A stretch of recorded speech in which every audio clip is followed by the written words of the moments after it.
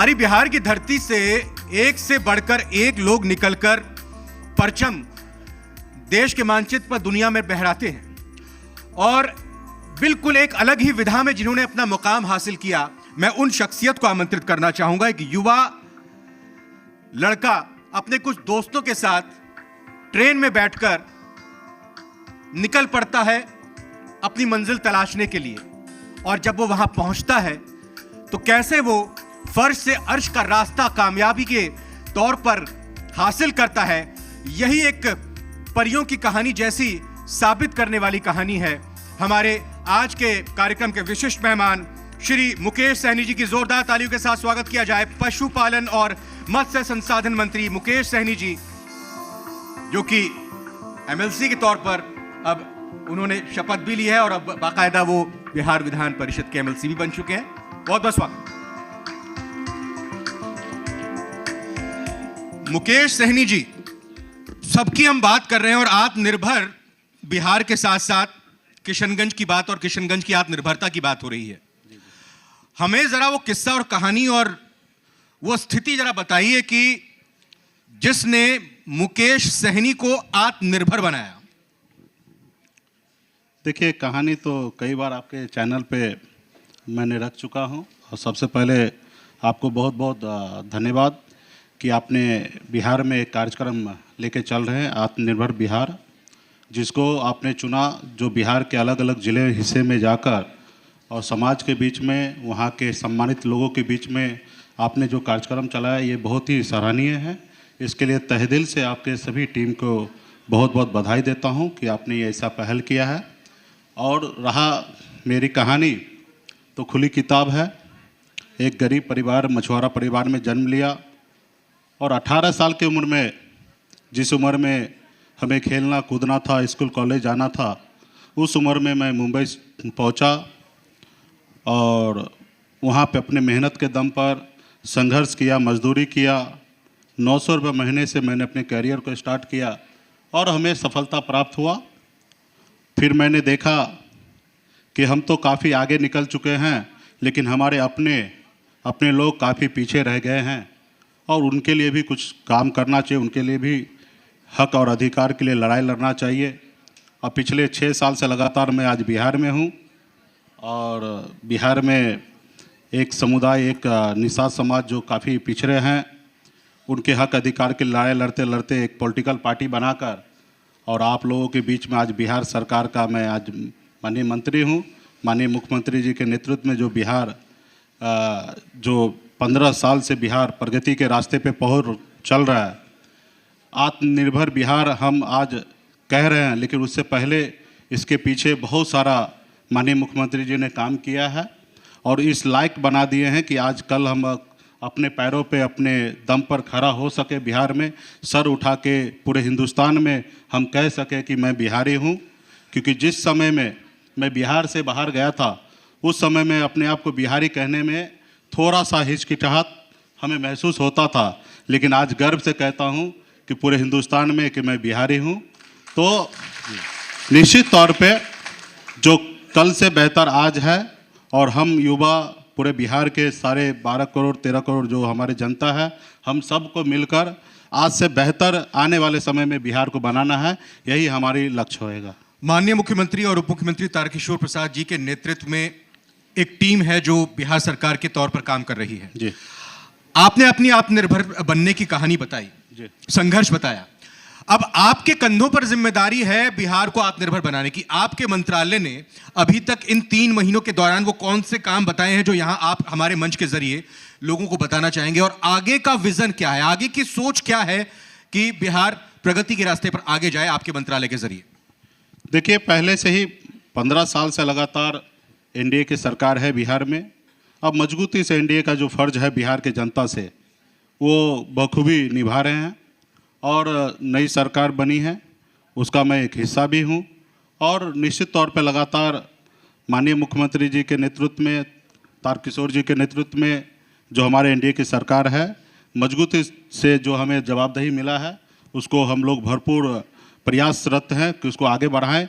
अभी 3 दिन पहले ही हमारे कैबिनेट में हमने पास किया है, अभी किशनगंज में ही हमारा फिशरीज कॉलेज है, यूनिवर्सिटी है। इसमें हमने 208 पदों को सृजित हमने किया है, जो काफ़ी लोगों को इस संस्था से जुड़ने के लिए मौका मिलेगा। और इस सेक्टर में खास करके पटना से काफ़ी दूर है और निश्चित तौर पे राजनेता का नज़र बहुत ही आसान तरीके से नहीं पहुंच पाता है, क्योंकि मुझे भी किशनगंज आने में समय लग जाता है, 2 महीना 4 महीना 6 महीना लग जाता है।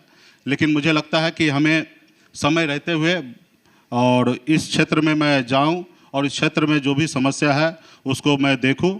और मैं मंत्री बनने के बाद मेरा ये दूसरा दौरा है कि मैं 2 महीना के अंदर में मैं दूसरा दौरा है। और बड़ी खुशी की बात है कि खास करके सीमांचल कोसी से हमारे तारकिशोर जी बिहार के उप मुख्यमंत्री बने हैं, तो मुझे पूरा विश्वास है कि इनके नेतृत्व में बिहार में जो हमारी सरकार एनडीए की सरकार चल रही है, तो मुझे पूरा उम्मीद है कि इस क्षेत्र के लिए काफ़ी संभावना है और हम लोग पटना में रहकर और पूरे बिहार के लिए पॉलिसी बना रहे हैं। उसके साथ साथ जो क्षेत्र विकसित नहीं हो पाया उस क्षेत्र पे हमारा सरकार का सबसे ज़्यादा ध्यान होगा कि उस क्षेत्र पे हम ज़्यादा से ज़्यादा काम करें। मुकेश सैनी जी, 2 महत्वपूर्ण जिम्मेदारी, पशुपालन विभाग हुआ और मत्स्य संसाधन विभाग की भी जिम्मेदारी है। चूंकि पोखर, नहर, नदियों की कोई कमी नहीं है वाटर रिसोर्सेज, जी हाँ, और साथ ही साथ पशुधन की बात करें तो उसको लेकर भी कोई हमारे पास कमी नहीं है। आप इस सीमांचल क्षेत्र में इन दोनों ही जगहों पर, क्योंकि सीधा कनेक्ट इन दोनों ही डिपार्टमेंट का किसानों से है, आम जन से है, गरीबों से है, तो समझना मैं ये चाह रहा हूं कि दिक्कत और परेशानियां इन दोनों ही मंत्रालयों में आपको क्या नजर आई। जाहिर तौर पर आप लगातार, क्योंकि मेरी और आपकी लगातार इंटरव्यूज होते रहते, बातचीत होती है, तो आप पिछले दौरान क्या हुआ मंत्रालय में, फिर उसके बाद आगे का क्या विजन है, वो बातें रखते हैं। तो दोनों में संभावनाएं आपके रूप में, क्योंकि कहा यह जाता है कि डेनमार्क से ज्यादा तो दूध हमारे बिहार में हो सकता है, तो क्या कुछ आगे आप कोशिश कर रहे हैं? निश्चित तौर पर इसमें भी जो स्केल पर हम लोग काम कर रहे हैं, इसमें और भी बहुत ज़्यादा संभावना है कि इसमें काम करने का।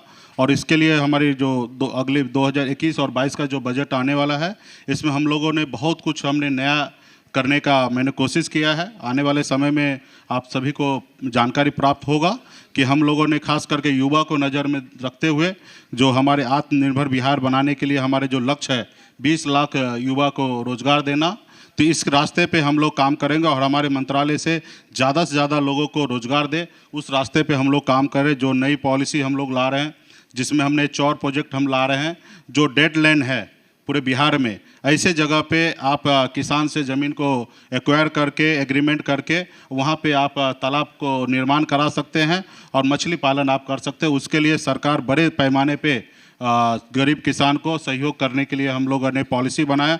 बड़े स्तर पे आपको उसमें सब्सिडी हम लोग देने का काम कर रहे हैं। उसके बाद डेयरी सेक्टर में भी पशु के ऊपर भी हम लोग सब्सिडी दे रहे हैं, ताकि ज़्यादा से ज़्यादा किसान जुड़े और पशु ज़्यादा से ज़्यादा कलेक्ट करे और उसमें दूध का उत्पादन बढ़ाए और आने वाले समय में अपने घर परिवार और अपने बिहार का विकास करने के लिए उनको ज़्यादा से ज़्यादा हम लोग सब्सिडी देने का काम करें। इसी तरीके से हर सेक्टर जो हमारे अंदर में है, सारे सेक्टर में हम लोग काम कर रहे हैं। खास करके मछुआरा के लिए भी बहुत सारा स्कीम है, जिसमें हम लोग पूरे बिहार में मछली बाज़ार हम लोग ओपन करने के लिए जा रहे हैं, जिसमें इजीली लोगों को मछली उपलब्ध हो सके। अभी बहुत ऐसे मछली है कि जो दूसरे प्रदेश से बिहार में लाया जा रहा है, लेकिन आने वाले समय में हमारा लक्ष्य होगा कि बिहार से हम मछली का इतना बड़ा उत्पाद करें कि बिहार से दूसरे प्रदेश में हम लोग मछली भेज सके। उस रास्ते पे हम लोग काम करेंगे। इसी तरीके से बहुत सारा स्कीम है। आने वाले समय में बजट होने के बाद आपको मैं बजट की बात पर आ रहा हूं। बजट आने वाला है और ये विशेषाधिकार माननीय उप मुख्यमंत्री जी का है, क्योंकि वित्त विभाग इन्हीं की जिम्मेदारी है। और मीटिंग होती होगी, बातचीत होती होगी। जरा माफ कीजिएगा हमारे तारकिशोर जी, क्योंकि आपके बजट से पहले कुछ चीजें मैं जनता के बीच में रख दिया हूं, लेकिन बजट तो आप ही को फाइनल पेश करना है।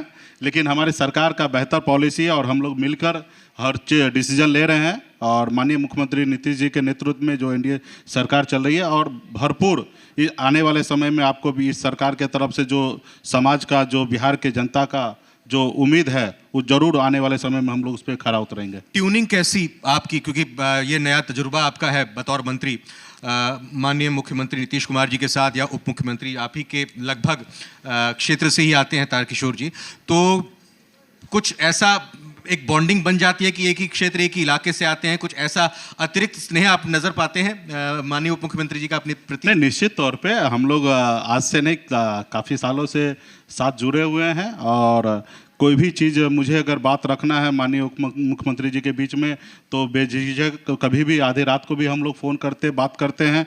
माननीय उप मुख्यमंत्री जी को भी कुछ भी सुझाव देना रहता है तो कभी भी हम लोग बात करते हैं। कल ही आपके कार्यक्रम में आना था तो पटना से हम लोग साथ में एक ही ट्रेन में हम लोग सफ़र किए हैं, यहाँ तक पहुँचे हैं। तो ट्यूनिंग बहुत ही अच्छा है और माननीय मुख्यमंत्री जी से भी बहुत ही अच्छा संबंध है। और माननीय मुख्यमंत्री जी भी चाहते हैं कि आने वाले समय में अगला पीढ़ी जो है बिहार को नेतृत्व करे और उस रास्ते में उन्होंने बहुत ही अच्छी तरीके से हम लोगों को हर चीज़ पे मदद करते हैं कि आप अपने फ्रीडम हो के आप काम कीजिए और जहाँ कहीं पे कठिनाई है तो आप डायरेक्ट हमें बताइए। मैं अपने आखिरी सवाल के जरिए थोड़े एक बड़े कैनवस पर पूछना चाहूँगा, आपकी जो मंत्रालय की जिम्मेदारी है इससे अतिरिक्त जैसा हमने जिक्र किया कि किशनगंज की आत्मनिर्भरता की बात हम कर रहे हैं, नेपाल से बॉर्डर सटा है, बांग्लादेश से बॉर्डर मिला हुआ है, वेस्ट बंगाल से भी है, भौगोलिक दृष्टि से बहुत महत्वपूर्ण किशनगंज में इस वक्त हम बैठे हैं। तो संभावनाएं यहां आत्मनिर्भर बनाने के लिए आप किस रूप में पाते हैं? आप भी लगातार चुनाव से पहले, चुनाव के बाद, मंत्री बनने के बाद लगातार आते रहे हैं, तो आपके मन में क्या विचार आता था कि यार अगर कुछ मेरे को जिम्मेदारी दी जाती है, इस रूप में मैं सक्षम होता हूं तो मैं ये जरूर करूंगा? बहुत सारे चीज़ें हैं, पॉलिसी हम लोग डेवलप कर रहे हैं और रहा कि हमें जो अभी जवाबदेही मिले हैं, ऐसे सरकार का एक हिस्सा हूँ मैं और हर रास्ते पे हम लोग डिस्कशन कर रहे हैं कि बिहार में किस तरीके से काम करना। लेकिन लक्ष्य एक ही है कि 20 लाख युवा को रोजगार देना, क्योंकि लोग कहते हैं ना अपने दिल से जानो पराए दिल का हाल। मैं खुद एक 18 साल की उम्र में दूसरे प्रदेश में जाके मैं रोजी रोटी के लिए वहाँ पे मेहनत कर रहा था अपने घर परिवार को छोड़कर। मैं चाहूँगा कि आने वाले समय में जो हमारे अगली पीढ़ी है, जनरेशन है, उसको दूसरे प्रदेश में जाना ना पड़े, उनको अपने प्रदेश में रोजगार मिले। तो इस रास्ते में हम लोग काम कर रहे हैं और मुझे जो जवाबदेही मिला उस पर 100% मैं चाहूँगा कि कृषि से क्षेत्र से जुड़ा हुआ हमारा मंत्रालय है तो पशु के सेक्टर में दूध उत्पाद में बिहार को नंबर 1 बनाए, मछली उत्पाद में बिहार को नंबर 1 बनाए। इस रास्ते में हम लोग आने वाले समय में काम करेंगे। बाकी और भी बहुत सारे सेक्टर है, जैसे हमने यहाँ पे बहुत सारे साथी ने, सम्मानित लोगों ने बताया कि चाय पत्ती में हम लोग बहुत अच्छा काम कर सकते हैं, इस क्षेत्र में मखाना में हम बहुत अच्छा काम कर सकते हैं। हिंदुस्तान क्या दुनिया में 98% मखाना जो बिहार से जाता और उसमें से बड़ा हिस्सा 98% में भी आप कह सकते हैं कि 90% से अधिक हिस्सा जो हमारे मिथिलांचल से हम लोग मखाना पूरे दुनिया में भेजते हैं। तो मखाना में हम बहुत काम कर सकते हैं, चाय पत्ती में भी हम लोग बहुत काम कर सकते हैं। अभी हमारे साथी ने कहा कि एक बड़े कंपनी को 70% चाय का उन्होंने डिमांड वो पूरा करते हैं। तो मैं चाहूँगा कि ऐसे ब्रांड जो हमारे बिहार से हमारे साथी वहाँ तक पहुँचा रहे, तो हम चाहेंगे कि ऐसे साथी को बिहार सरकार के तरफ से मौका दिया जाए अपना ब्रांड को डेवलप करके। और ये सारी हमें चीजों का जिक्र आपने कर दिया, सब चीजों का जिक्र कर दिया। मैं आखिरी सवाल कह रहा था, आपको रोक रहा हूँ, टोक रहा हूँ, लेकिन आपने फिल्म इंडस्ट्री का नहीं बताया। नोएडा में उत्तर प्रदेश की सरकार फिल्म इंडस्ट्री बना रही है, आप ये बताइए कि आप इस रूप हमारी सरकार यहाँ पे भोजपुरी फिल्म इंडस्ट्री की प्रचुर संभावना निश्चित तौर पे उस पर भी आने वाले समय में हम लोग पहल कर रहे हैं। और मेरा तो जब मैं बिहार आया तो मेरा पहला सपना था कि ये इंडस्ट्री को मैं बेहतर बनाऊं और वहाँ पे नोएडा में भी जो माननीय योगी जी के नेतृत्व में जो फिल्म सिटी बनाने का जो तैयारी चल रही, वो भी हमारे एनडीए की सरकार है। माननीय प्रधानमंत्री जी के नेतृत्व में जो पूरे भारत में एनडीए का सरकार है वो काम करे। तो बिहार में भी हम लोग चाहेंगे कि इस सेक्टर में बहुत काम करें। और मेरे पास बहुत बड़ा विजन है, जैसे हैदराबाद में रामोजी फिल्म सिटी डेवलप हुआ, तो मैं चाहूँगा कि बिहार में भी, और इस स्तर पर थोड़ा बहुत माननीय मुख्यमंत्री जी राजगीर में काम भी कर रहे हैं और इस सेक्टर में और भी बढ़ावा देने की आवश्यकता है। विजन को मूर्त रूप मिले और आप यूं ही मेहनत के साथ, ईमानदारी के साथ काम करते रहे। बहुत बहुत धन्यवाद मुकेश सैनी जी हमारे साथ जुड़ने के लिए। बहुत बहुत धन्यवाद आपको भी, बहुत बहुत शुक्रिया। प्लीज अपना स्थान ग्रहण कीजिए सर।